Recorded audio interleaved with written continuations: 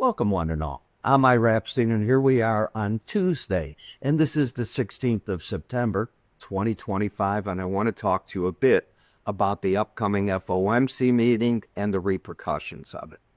First, as you know, we had the PPI and the consumer numbers, the CPI numbers, as I like to call them.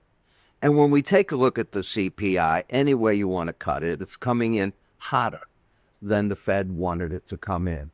In other words, are we anywhere near the 2% goal? No, we are not. What's the dilemma there? Well, the Fed is saying part of it has to do with the tariffs, that they still think it's a one-off event. And, you can argue that they're correct on that. I can argue they're wrong on it just as easily.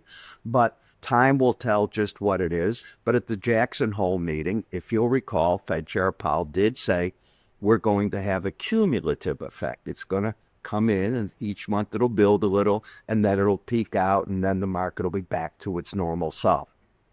My argument on that is, once it goes up, it's hard to take down. The question is, how much does it go up? And that's where the scholars are still fighting it out, and the data is still fighting it out, because when you look at the PPI number, you did not see that inflation.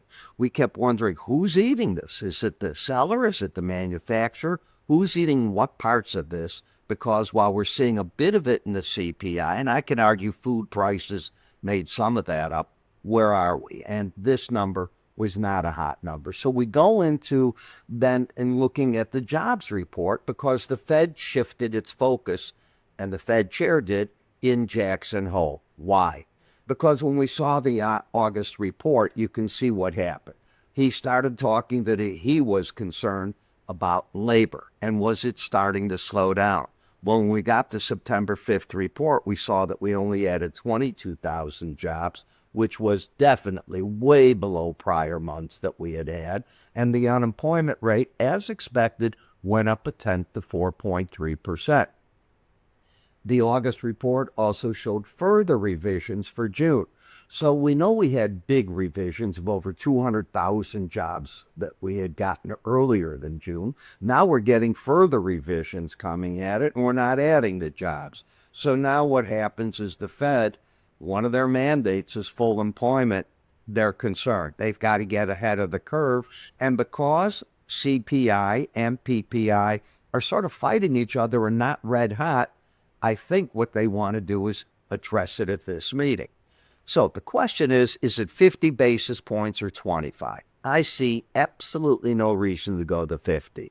I think the Fed can afford to still be somewhat data dependent. They can afford to be trying to get ahead of the curve, and they can react with a 25 basis point cut tomorrow, September 17th. As for how many more cuts, well, I think the bias is for at least one more, but I'm wide open to two more if the data stays just as it is, and what we get is no real improvement in the labor market. The Fed will then go with two cuts. There's one each meeting. There's two more meetings after this one, and what will they do in 2026? I think that people will say that there'll be one or two more at that point, which could end up being a total of 1.25% off the current rates, which would get the Fed number down to where inflation is running right now. Think about that. And they would be pretty much in balance. So as I go into the report tomorrow, I think you have to approach it from the point of view that you will get a minimum of a 25 basis point cut. The outlier is 50, but I'm not buying that.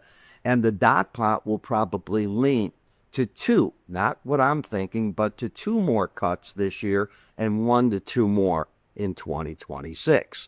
Now, in order to keep up with what I think of this and where the markets are going, there is a way to do that. And the way you do that is you go to our web. And in the website, and this is iraepstein.com, you go to research pricing. And from the research pricing, it gives you ideas on what we offer. The Morning Futures video, where I cover over 50, well, actually, it's close to 50 charts each morning. It's a minimum of 40, but closer to 50. You can get the Spider video, where I cover 40 to 50 different charts with specific recommendations. And what we do is we publish and keep you up with each trade recommendation, win or lose, from the entry point to the exit point. We'll be talking taking up parts, holding them longer term, where you can go with the marketplace. The combo package is a deal for both of these, so it gives you a price break, as you can see on the two of them, or you can go for the full futures research and possibly the spider video, and that gives you even more information. Now, you can switch between quarterly billing and yearly billing. It goes this simple for you.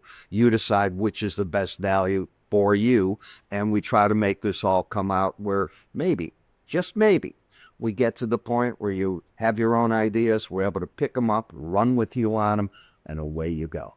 I'm Ira Epstein. Be sure to visit us at iraepstein.com, and I'll catch you in my next special 5-minute update in about 2 to 3 weeks. Take care.